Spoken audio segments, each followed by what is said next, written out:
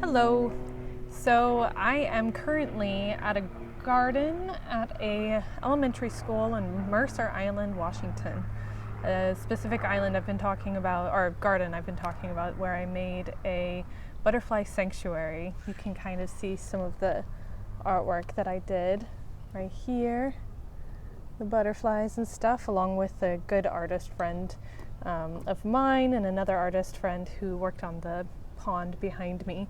So I'm pretty proud of this place. But I also have to do this quickly because there are people walking around and this is embarrassing. So let's do this. Okay. I decided to read something I wrote in 2020, probably in the midst of the pandemic, or at least the quarantine even. And I had just gone out or through a particular friendship falling out. And it's a bit of a risk for me to read this now, a risk to ignite those flames again, because there's a possibility that this particular individual might so happen to stumble upon my page and so happen to watch this video. And if that happens, I just want to say that to this individual or anyone else who might have issue with me for any reason, just know that I do not any longer harbor any resentment or feelings of frustration. If you see me walking past you and I don't say anything, it's just because I'm awkward and I don't know what to do about these kinds of situations.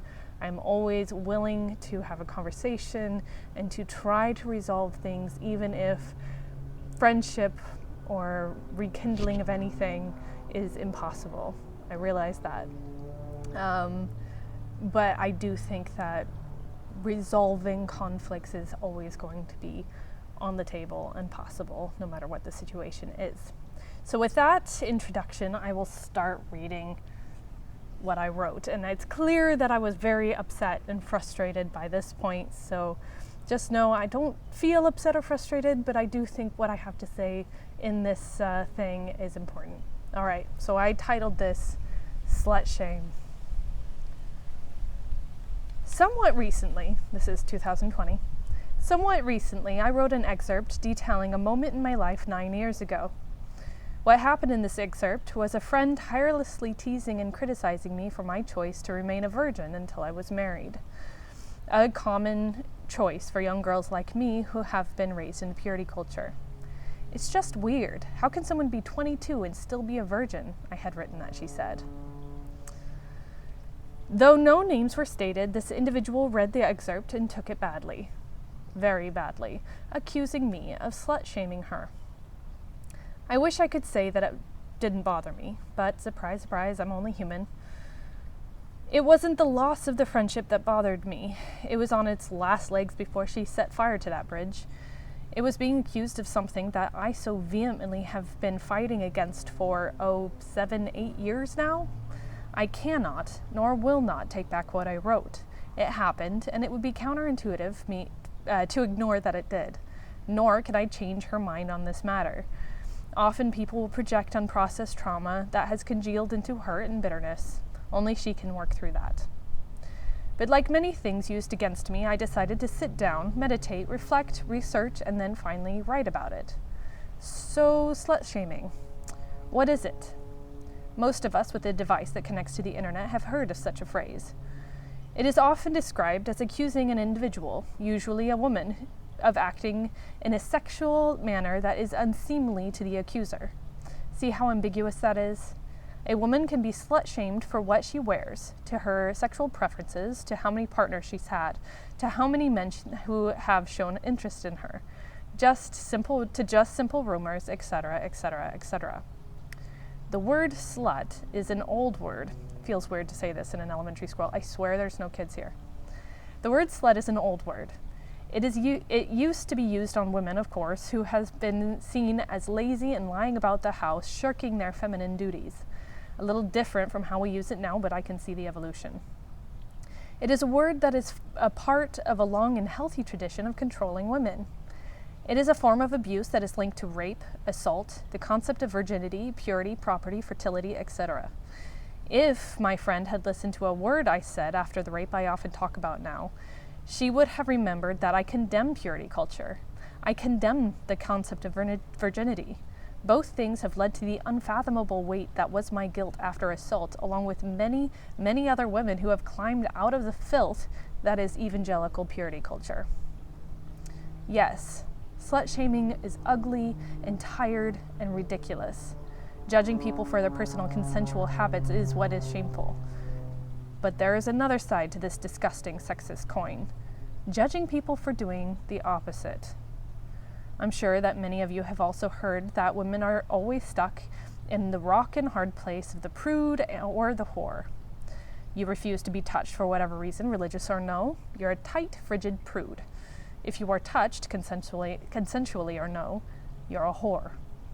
Do you see the problem here? It's pretty awful to a basic degree. For, as long as human history has been written down, women have been the primary source of controlling societies. You get the woman, you get everything else. They have been the most valuable resource and property since the moment men have obtained power. So how do you keep control of the property that has thoughts, ideas, and a will of her own?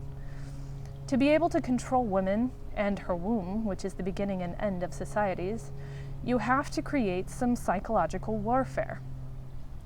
The best and most efficient way of controlling the womb is to attach one's complete worth and identity to one's sexuality. Then you shame them into submission. Yay!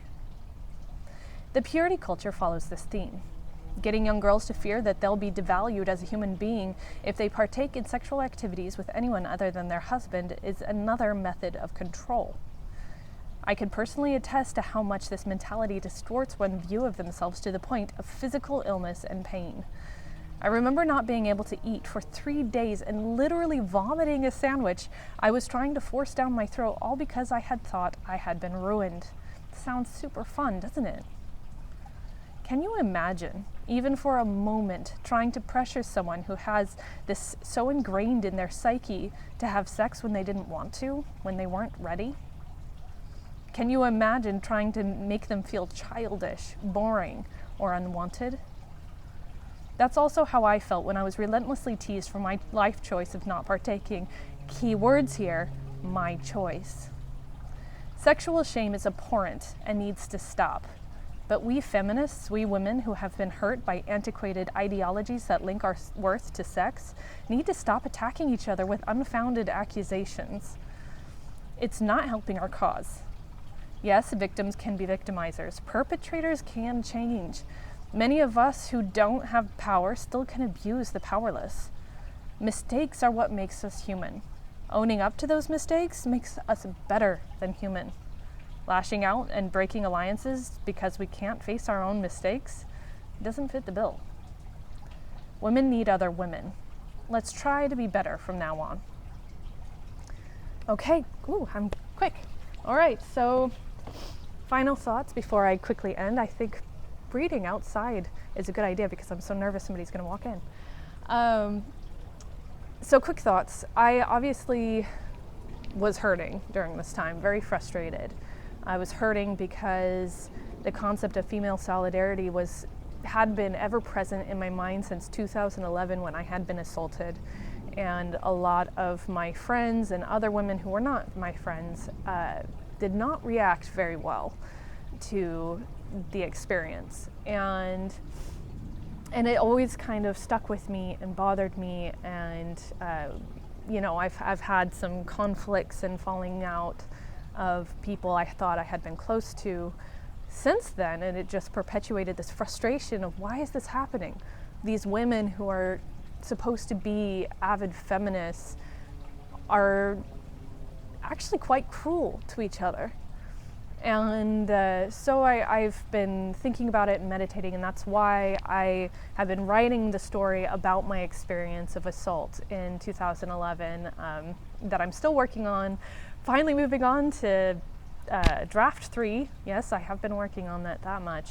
That's why I've been doing the Virgin Martyred or the Female Saints art series and book that details the concept of virginity and sexual assault, sexuality, gender, all of these things, and female solidarity.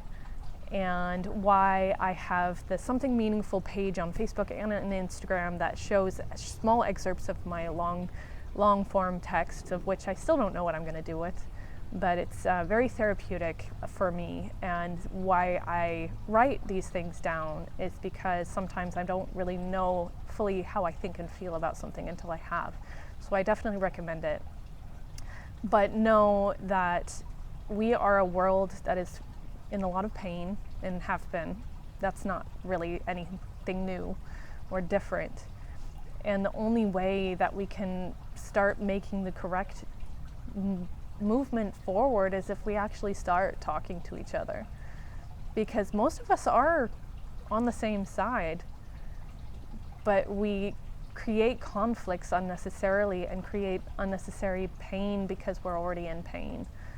And it's really hard. It's really hard making those conversations of resolving and listening and admitting when you're at fault. And I'm saying this about myself too. It's really hard.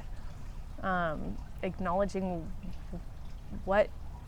how you can change and be better and support people, but also how you can listen.